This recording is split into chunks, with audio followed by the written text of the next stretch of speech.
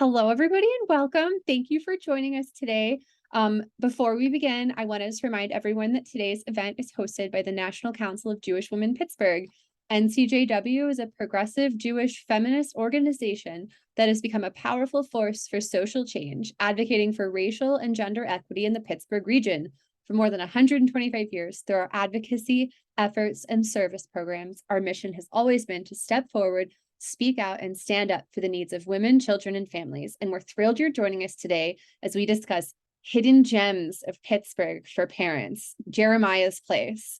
So joining us today is Jillian Long. Jillian is a dear friend of mine and is the family empowerment coordinator at Jeremiah's Place. And she has been there since the beginning, since 2014 when they started. And she is Jeremiah's Place. So I'm so excited to have Jillian today. And just as a description, I'm Abby Krekel. I'm an early 30s white woman in a big cozy warm sweater. And yeah, let's just get started with our little virtual tour and tell everyone a lot more about what Jeremiah's Place is. So Jillian. Yeah, awesome. Hi, thank you so much, Abby. So again, I'm Jillian Long. I'm Family Empowerment Coordinator here at Jeremiah's Place. So a little bit about Jeremiah's Place is we are a 24-hour crisis nursery. So what a crisis nursery is it's essentially an emergency daycare. If your childcare closed or canceled on you, if you have a doctor's appointment, medical emergency, something's going on, labor and delivery, and you don't have that additional support that you would need for someone to care for your children, Jeremiah's Place is here as an additional support for all families. We are completely free, so there is no cost for any family or anybody to have to pay fees for clothes, diapers, wipes, anything. Jeremiah's Place provides everything free of charge. And if there's something that a child needs specifically, like a specific formula, we'll get that on our own and bring that to Jeremiah's Place, because we believe that in a crisis, families aren't going to have time to pack a bag. They're not going to have a time to get up and, even get their little ones dressed. And we understand that. So we're here as that support. So families, if you have to leave, you can just show up. If the little one doesn't have shoes, we have shoes. If their clothes are a little dirty, we have laundry on site and extra clothes. And those children can go home with those clothes as well, because we just believe that every child, when they come into Jeremiah's Place, they should leave with more than they came in with, whether that be, attention or all of the, crafts and activities, ideas. We do have a STEAM program at Jeremiah's Place. So the children, when they come in, they aren't just sitting and playing. They're also kind of learning based off of monthly themes. Last month was about my body. So they learned about like eyes, nose, mouth, just things like that. So we try to encourage them to interact a little bit more, as well as we do interactive meal times here at Jeremiah's Place, where the kids can make their own lunch and harvest things from our little Jeremiah's Place garden. So Jeremiah's Place. So all you would have to do to register to Jeremiah's Place to use us would be just give us a call. We don't operate as a drop-off service. Of course, we do need to know a little bit about the little ones, like allergies, medications, any emergency contact information, just for safety reasons. So we do that appointment virtually or in person. So what that is you would meet with either myself or another one of our social workers at Jeremiah's Place, and we kind of go through that paperwork either virtually or in person. We try to work around families' schedules, so we make those appointments based off of what's more convenient for mom. We have evening appointments, overnight, like weekend appointments, daytime appointments. They can be virtually, in person, or over the phone, just so it's easier for families. But I put together a little presentation to kind of show families what it looks like at Jeremiah's Place. Okay, I'll share my screen really quickly. Sure. All right. So Jeremiah's Place is located in the Kingsley Association in East Liberty at 6435 Frankstown Avenue. So we are located inside of a community space. We have a back entrance for safety reasons, and families are more than welcome to come in, ring the buzzer, and kind of be greeted by Jeremiah's Place staff at our Jeremiah's Place front door. At the front door, you'll see next to the front door, there's free community resources, events. We have, I update the event calendar by every month. So if there's like free community family events, it'll be on that board. We also have a free store, where it's like a little table that we give out as much stuff as we can for all family members or anybody in the community. It's located outside of our doors, so families don't have to show up to see it. So there's sometimes those diapers, just anything that we have that we can give away, we'll give them away to those families as well. Oh, wow. We How about parking? Is there a parking lot? Yes, there is a small parking lot in the back of the Kingsley. We have 3 reserved Jeremiah's Place spaces for families that are in the front door, but the Kingsley Association also has a front parking lot. So there's a lot of different parking. Sometimes parking can get a little bit questionable Sunday mornings because of church service at Mount Ararat, but we definitely work around that as well. Cool. Um, And another Jeremiah, question. yeah, How yes, about ma'am. bus lines? Bus lines. Yes, absolutely. So we are located in East Liberty across from the larger Target. There is across from, I want to say the Giant Eagle, there is a bus station. There is 2 bus stops located right in front of the building. Wow. So the 75 will go past the Jeremiah's Place, the 82 as well. And then if you don't mind a little walk, the 71s, C and B will also drive past from the avenue. Okay. So Jeremiah's Place, we are birth to 6, so we care for children between the ages of birth and 6. We are 24 hours, so we can house children for up to 7 days maximum. So if a family has labor and delivery, they don't know where their little one's going to go, or if there's mental health emergency, medical emergency, we can offer that additional support for families just as a backup plan. I hear way too much, way too often, a family member saying, "Oh, my family member's coming in for my labor and delivery, it'll be fine," and then something happens, that plan falls through. We're here as that backup plan. We can sit here, we can help you, and we're free, even if the family never uses us. Or if they use us a bunch, we are always here. We're just here as that additional support. Wow. That's So incredible. Because yeah, the airlines, I mean, a lot of people live across the country from family or even in different yeah, countries, and you can't really rely on like your flight anymore, like you can't just, if you're not being induced, you don't know when that baby's coming, how fast, and big sis or bro yeah, needs a good spot. And grandparents can roll in later or yeah, trust aunt or uncle. They can come in and get them a few days after, and they'll be having the absolutely. best time of their life in the Yeah. meantime. And I also have families who sign up for supports for that relative because it is hard taking care of a little one, especially if you're a grandparent or if you have other little ones that you're already taking care of. Um, it can be stressful, it can be difficult. So we also have families will register for aunt or the relative watching the little one saying, "Oh, well, if grandma needs a break, they'll bring the children to Jeremiah's Place so grandma can get a break." While I'm in the hospital, we also help with that as well. That's amazing. Yeah, the more I hear, it's just an incredible thing, and I just want to spread the word here. Everyone needs to know about you guys. So we are very strategic with the way we make our center welcoming. The children's cubbies are located inside of the play area because we've noticed that a lot of children are uncomfortable leaving their personal belongings, especially in crisis. So for them, it's very important to be able to see their clothes and their shoes and their items that they're bringing in with. So we make it so that the children can have that on the floor with them if they need to. It also gives them a place, like a place that is their own, where they can put their arts and crafts projects, notes to mom, notes to dad, just different things that they need in a space that's their own. As they walk into Jeremiah's Place, they're met with our reading area and the infant room. It's a more of a calm space. We have little lights, covers that dull the brightness of the lights because we found that the bright lights were really harsh, and it can be overwhelming to children. So when they walk in, they're met with a calmer area, puzzles, calm toys. So if they're not feeling very comfortable yet, they can kind of ease into that transition into play with more of a relaxing area, relaxing environment. And as they walk further into the center, they're met with more active play toys. So that would be our dress up area, our kitchen set, cars, trucks, puzzles, pretty much anything they can imagine. Our kitchen set is the most fun. They love the kitchen. And our big giant rainbow carpet with the ABCs. So we do activities like yoga on that carpet. We'll talk about ABCs. The little ones, when they're ready for lunch, they'll sit in on their letter of their name a lot of the time, and we'll sit there on the letter to wait for the different transition.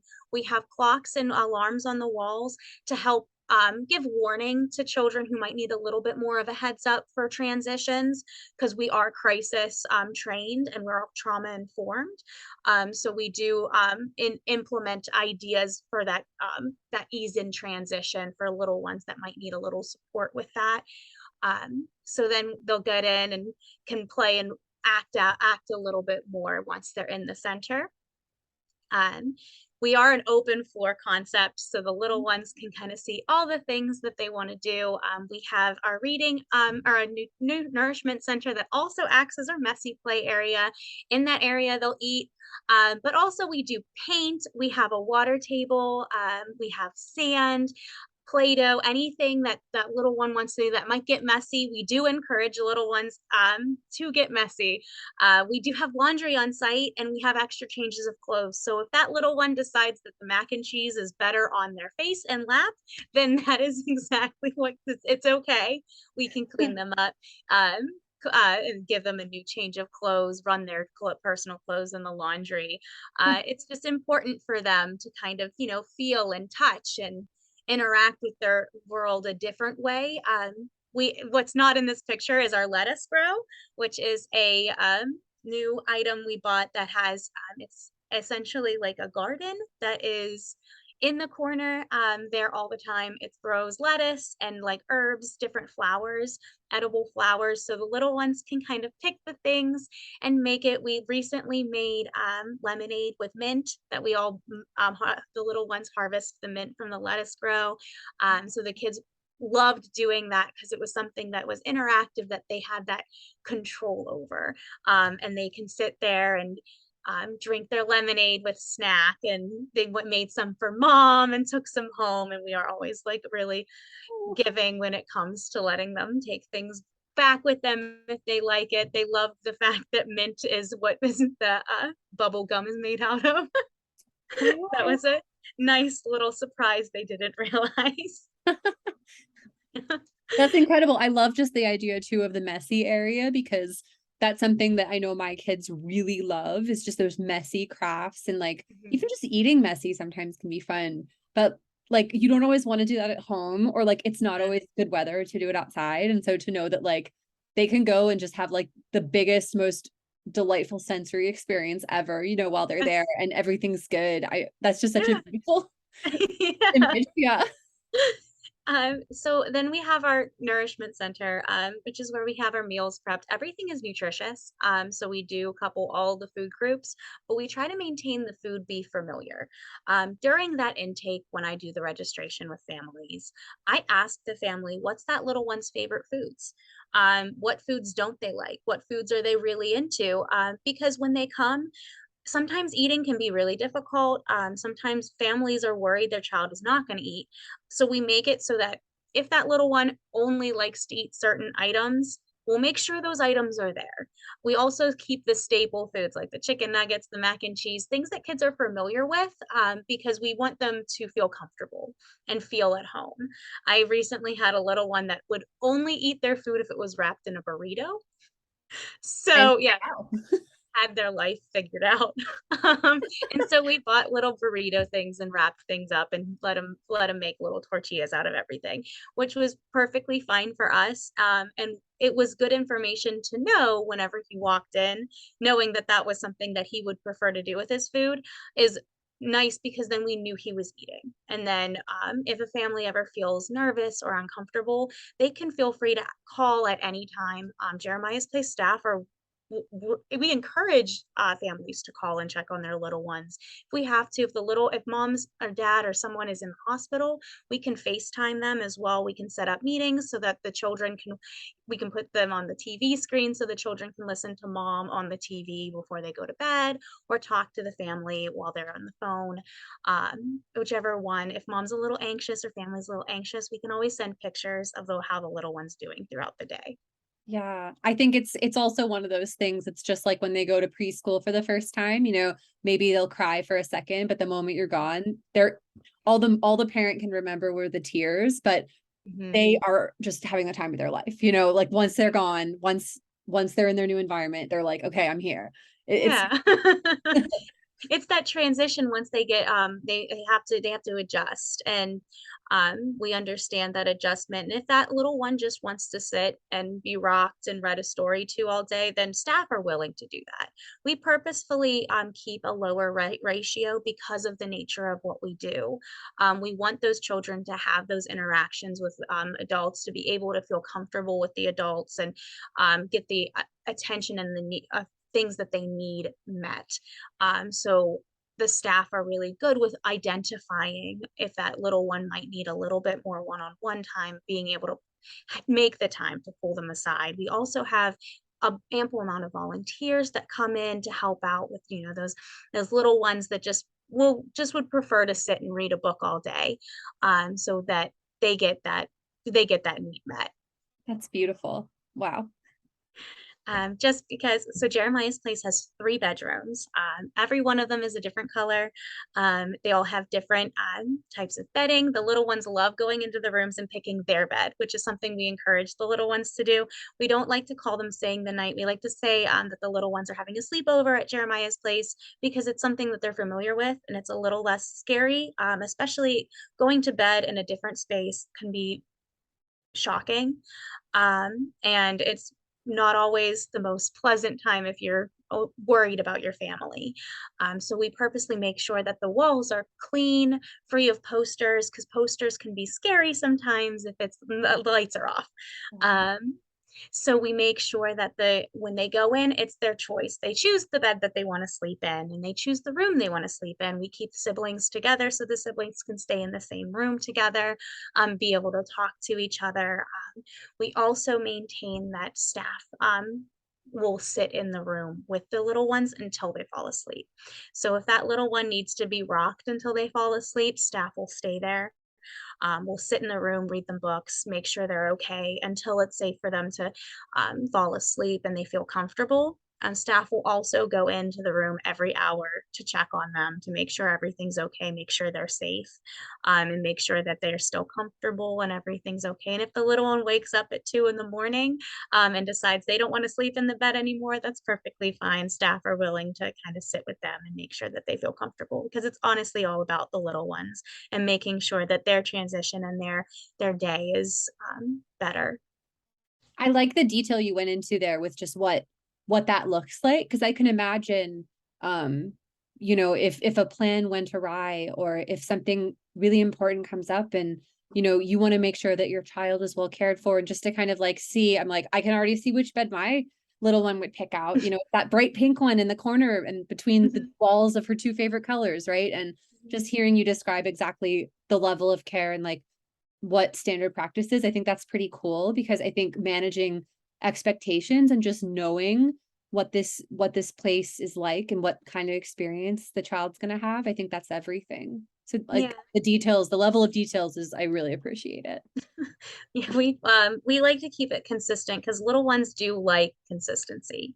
Mhm. We have a large schedule on the wall with pictures that tells this child what happens each time, each day, what's going on. So staff will oftentimes point to it and go, "Well, we're going to have go to the bathroom, but then we're going to eat lunch after this." And it goes throughout the day, and it uses pictures and words so the little ones can kind of see and understand. We also have a pick system for our little ones that are a little bit more nonverbal, so that they have a way of communicating with staff their needs as well. They can point to the things that they want as well. So it gives them a little bit more comfort. Amazing. And then lastly, every little one, the first day they come to Jeremiah's place, they get a backpack. In that backpack, we give them diapers, formula if not applicable. They give them books and toothbrush, toothpaste, a brand new set of pajamas, a blanket, and our little Jer Bear, which is our mascot. And so that, and with inside of a brand new backpack. And honestly, anything else we can put in there, we'll put as much stuff as we possibly can. If we have surplus of items, we'll give them away. We just want we've always wanted the little ones to leave with more than they came in with. And a lot of the time, it's nice to kind of give them that teddy bear they can hold and hug. And it also gives them something else to remember Jeremiah's place by. And so that if they do have to come back another day, or when they come back another day, they'll remember that, oh, this is the place I got that bear from, or this is the place I got my books from. So it gives them a little bit more comfort when they come back the next time. That bear is so, do you have volunteers make those? They're Yes. beautiful. Yes, we have a lot of volunteers come in. We have a pattern on our social media if anyone is um, good at knitting or crocheting. We have those up on our Facebook page. Yeah, we, and all of the items as well are all donated by private donors, and we're funded through grants so that can maintain that free availability for all families. We don't have an income requirement. We don't have a regional minimum. We service everybody. Unfortunately, we don't provide transportation, but if a family can get here, we'll help them. So yeah, and I have our like little fun fun little yoga picture because I did mention that we do like to do yoga on that little carpet, and I was like, oh well, I'm gonna include this picture in there. Um, so yeah, all a family has to do to register or sign up for Jeremiah's Place is give us a call. I always like to tell them step by step what happens. So all they would have to do is call Jeremiah's Place, the phone number. They can email us too, if that's something more comfortable for them. But just reaching out, telling them your name, the ages of your child, and what you would need. A lot of the time it's an intake, or you need to register, and then a social worker will get to them to schedule that appointment. We'll explain more about our services, as well as getting everything registered. We also do a 3-point conversation with families when it comes to resources. So when that first initial phone call, a lot of the time it's, I'm stressed out, something is wrong. So we try to meet that need, try to connect them with resources on that first time they call us, so that they're leaving with more than they're coming in with. The second time we communicate is during that intake appointment. Social workers will kind of talk to mom, engage any additional resources that they're looking for, whether that's additional daycare resources or additional resources for housing or food. Or diaper banks and clothing banks. So we can kind of give them that information then as well. But then every time that family comes to Jeremiah's Place, staff ask them if there's any additional services they're looking for, so that a social worker can get a hold of them and try to connect them with more services. Again, we always try to strive to make sure that families are leaving Jeremiah's Place with more than they've came in with, whether that's knowledge or physical items, or even just less stress.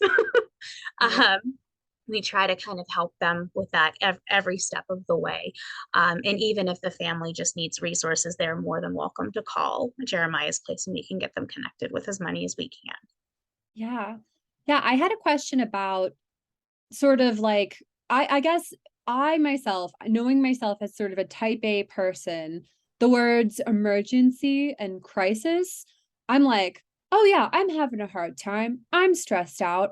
I'm struggling to juggle my children while I have my normal doctor's appointment, or like attempt to get a flu vaccine or like a pap smear while my children are running around the room and nobody's having a good time, right? But I'm not in an emergency. I'm not in crisis, right? But I think that those words can scare people off. So I just can you give me some examples Yeah, of reasons and ways like yeah, families are using these services? yeah, That it doesn't just have to be what you might think is a crisis, even though absolutely. it is, right? Like Yeah, moms sell themselves short, right? yeah, absolutely. Being a parent is the hardest thing you can do. And one of our main things that we do is we provide respite care. What respite care is it's just a fancy word for a break. It's hard being a mom. It's hard feeling like you have to be on top of your game every single second because your children or your families are relying on you. And everybody deserves time to themselves, whether that's taking a nap or running to the grocery store alone. We can be there as an additional support for that as well. So families are always welcome to come drop their little ones off in a safe space, so that so mom can meet her basic needs.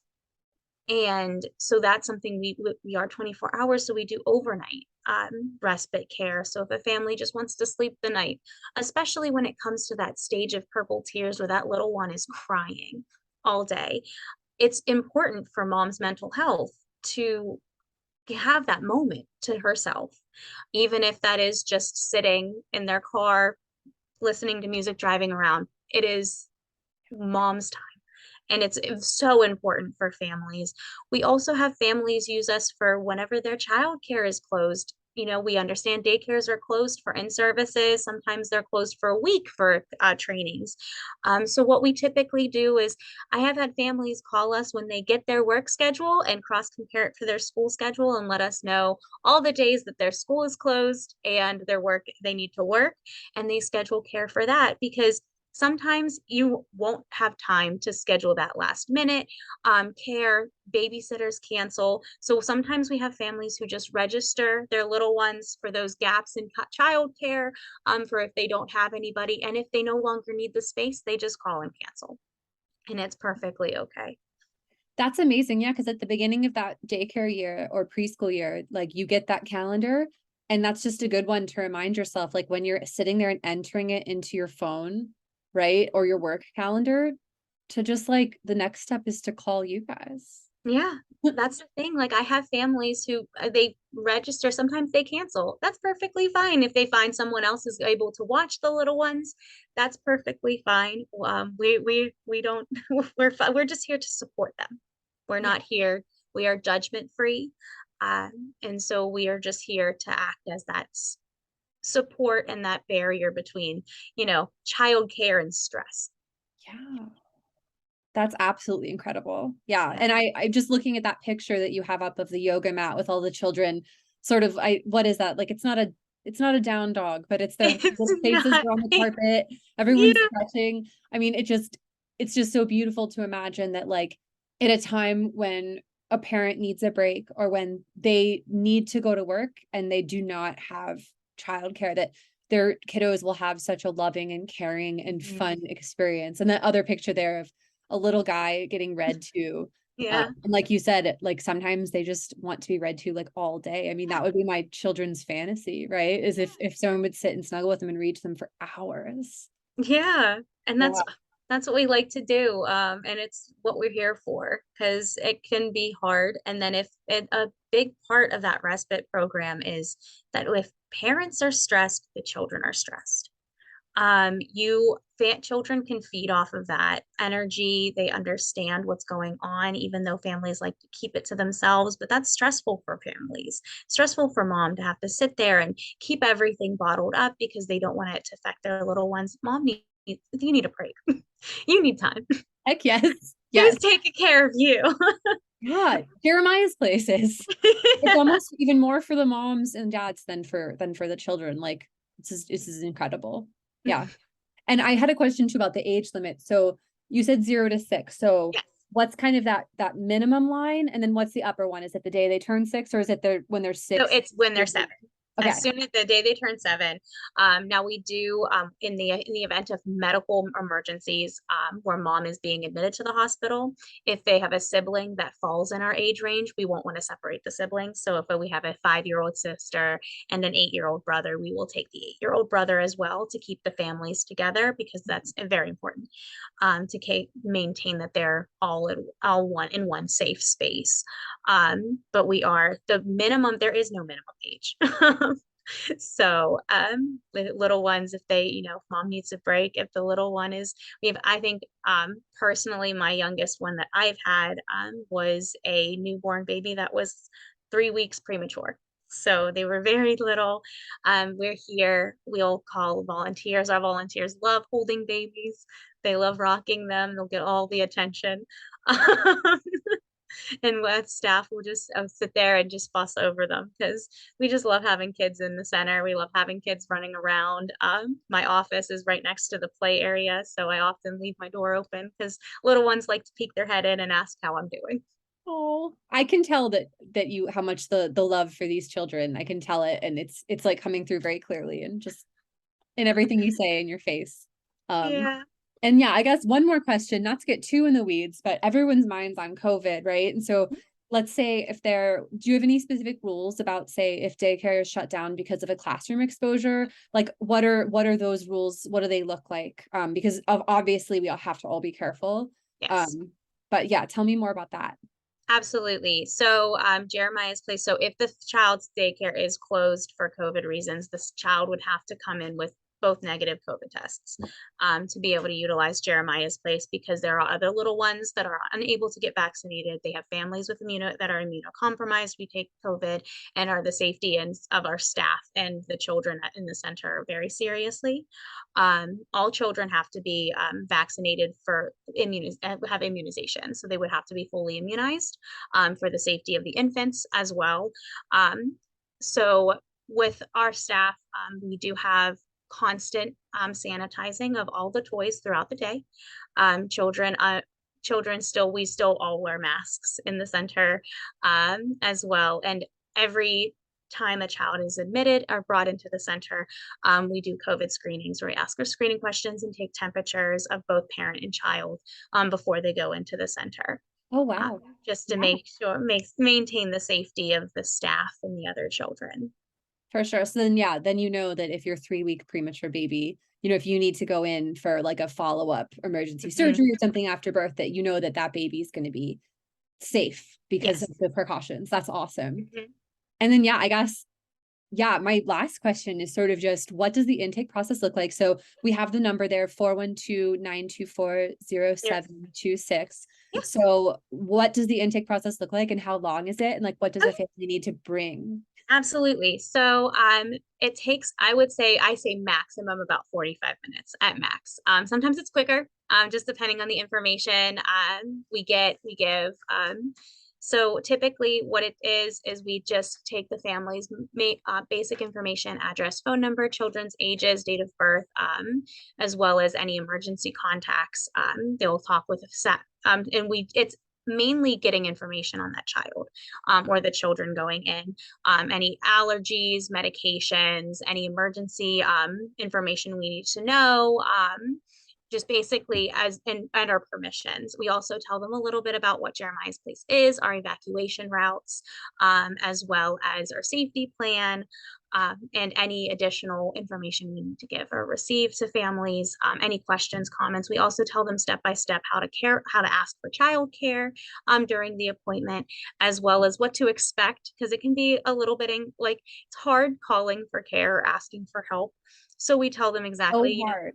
these are the things that we'll be asking you so that they know when they call, they tell them their name, the child's age, their phone number, and the days that they need care. And the appointment, again, it can be virtual, in person, or over the phone. We schedule all of those appointments based off of the uh, the family's schedule. We try to match it so that it's convenient for mom or dad or whomever is completing the appointment. The items that they would need would be their children's immunization records and health assessments. Mhm. The children's social security number, the children's insurance card, as well as an emergency contact with their address and phone number in case of something happening. Doctor's information, like the phone number, the doctor's office that they call. We also ask that the families we have a child adult food care program that gives us a little bit more funding to pay for the little ones' foods and lunches to make sure they're also nutritious. And then we would just need the parent's ID. And then I know that sounds like a lot. So what we've done is we have created a system where we have work cell phones where if a family no one is going to be able to remember all of those items over the phone. You're not going to have a pen sometimes, you're not doing that. So what we do is we send a text message. That text Mhm. message lists the documents we need, provides fax numbers, emails, phone numbers, as many contacts as I can put in that text message is in there. It has the confirmation of the appointment as well, and then any follow-up information. Okay. Yeah, that is a long list, but I can see, I mean, to get into daycare, to get into preschool or elementary, there's a whole day of collecting that information. So I'm certain that I could find most of that, right? Just like going Yeah. back to an old school email or daycare email, I can see like that most of that might be there. They make you come up with like, I think the most number of emergency contacts I've had to come up with is like 5, which seemed insane. And I was pulling from like random neighbors, we Hmm. there's a you Yeah. realize when you fill that out that there are actually a lot of people there to help you and that care about you and your kids. Mhm. Absolutely. And it's just, they look through it and it's just mainly for if something happens. We just like to have that backup plan. And we like to let everybody, our families know about our backup plans. So we're pretty transparent when it comes to things. Jeremiah's place is also cameraed. We have all common spaces between children and staff are monitored by security cameras. And we mandate that there be 2 staff members on every shift with children, just for safety of the staff and the children in the center. Hmm. Something pretty important that I like to tell families, is every check-in and check-out process, whenever the children come and leave, we do something called a physical check. And that's unique for Jeremiah's place because what it does is with the parent, we have the parent look over that little one's arms, legs, back, and any mark down any cuts or bruises or bumped knees that they're coming in with. So whenever the child is picked up at the end of the day or at the end of the week, mom, dad, or family guardian is going to look over that child so they can physically see that their child was safe while they were at Jeremiah's place. If the little one bumped his head or scraped his knee, staff provide the parents or the family members with a incident report that'll explain exactly what happened, what time it happened, and any first aid given by the facility, so that families are always know if their little one got hurt, what happened. And it's a kind of a nice security system for families so that, especially if you're nervous about leaving your precious little ones with anybody, it gives them a way for them to kind of feel comfortable and safe, and gives them a little bit more of a physical way that they can prove that their child was safe. Yes. No, totally. And if families call that number, will they get you? Who do they get? Yep. So it rings directly into the Jeremiah's Place Center. So it will sometimes be me, it'll sometimes be another social worker, and sometimes it'll be staff, all of which are trained in kind of figuring out like the system, taking messages if they have to. Now, all of the staff will transfer the message to a supervisor. For all approvals, so all approvals of childcare would have to be approved by the supervisor because we do have to be mindful of child, adult, and staff ratios because we are still operating as a childcare center. So we have to maintain a certain ratio of children. So, but we do return phone calls in the order in which they're given and received to maintain that fairness, so that not one family is getting more attention than the other family. We return phone calls based off of that. And for confidentiality reasons, we will not leave voicemails, just so that families can feel safe if they don't have a name on their voicemail. If they have a name on their voicemail, we will leave one, unless told otherwise. Okay. Yeah. I that's all the questions I can think of, but I can tell I'm certain that like other parents would have so many more questions and that you've given like insanely thorough answers to all of them, like even more than I asked. So I'm sure that whatever questions people have, that you guys Mhm. have all of the answers and more to just Yeah. make sure that exactly what this looks like and what a beautiful place this is for their children. Absolutely. And then if anybody and if any family just honestly doesn't just wants additional information, they're not mandated to set up an appointment.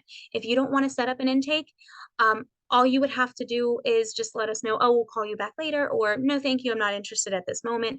That's perfectly fine. If you just want to call, if a family just wants to call or email any information, or ask about any information after if something comes up. I'm the type of person that can't think of a question until after I leave somewhere. And then I come back and I'm like, oh, I've got so many. It's perfectly Same. fine. Yep. Yep. The family is more than welcome to call Jeremiah's place and just ask questions. And they're not required to give any additional information. They don't even have to leave their name. They can say, I just have a question, and then ask their question. And then it's just based off of what they want. I did see a question from the chat. What do you wish your parents would know about Jeremiah's place? I do like to let families know we are first come, first serve, because of ratios. and staff, we do have limited spaces available. We do service over 1,100 unique children in the Pittsburgh area. We do always maintain space for true mental health and medical emergencies, just because that is the nature of what we do. But we do sometimes fill up very quickly. So I do tell families once they're registered, and this is something I cover in detail during our intake as well, that if something happens, if they need care, I always tell them to call as soon as they possibly can if they have if they can help. I tend to tell families on average we fill out about a week in advance, with the exception of those holiday weekends, or those weeks that daycare, that gap between daycare and summer camps tend to be a little bit busier on our end when it comes to work related items. So that I always just let families know that. We also don't operate as a drop-in service. We would be more than willing to help you if we have the space. But sometimes, because, crises happen, we have other families that are going through situations. We don't always have that availability for a family to just drop their little ones off at Jeremiah's place. So I always just do encourage families just to call. I like that you sort of, there was a little asterisk there of like, we do always reserve space for like the like big mental health and emergency, like hospitalization emergencies. That's good to know. It's like, yeah, if there's just a day that the school is closed compared to, mom broke her leg and has like 3 under 5 or something. And it's like, well, yeah, Mhm. they're going to go to Jeremiah's place while Yes. mom goes and gets that, gets Mhm. herself taken care of. That's good to know. Mhm. Just sort of the whole spectrum of things. I feel like you do a lot. You do a lot. Yeah. So that's kind of a way we try to make sure everyone is cared for and everyone gets their needs met. If it is respite, and they just need a break, we'll schedule them at the most convenient time for that family as well. So that they can also get their time to themselves. Wow. This is super informative. And I'm really excited to share this out with people. Um, just so they know what, I mean, people often say that American families do not have a very strong social support system. And I think that here in the Pittsburgh region, and especially with Jeremiah's place in your pocket, I don't know that you can say that, which is really great. It's a compliment, I think, to the work that you do, that the intense way that you're there for families. I think this is a gem. It really is a gem, and it's very special. And so I'm really happy that you were able to join us today and share all of this, Jillian. Yeah, no, I appreciate you inviting me. I love spreading the word about Jeremiah's place. I believe wholeheartedly in everything that we do here. And we just, all of the staff just enjoy having little ones. We enjoy helping families. And I always tell families, and anytime I give a speech, that the best part about my job is seeing that level of relief in a parent's face when, they don't have to worry about something. That final, every time a family leaves, if they're like on their wits' end, I had a family that mom had just had a baby, and then the other little ones are crying, wanting attention, and she did not have time for herself. She showed up to Jeremiah's place just tired. All she did was drop her little ones off for the day. She went, she got groceries, she made lunch, she made herself, she had some time to herself. She came back a completely different person, just so much more well rested. She told us she took a nap. And it's just those moments of just from a parent that just makes us keep going every day. Wow, this is so beautiful. I hope that a few more moments like that can happen because of this resource share today.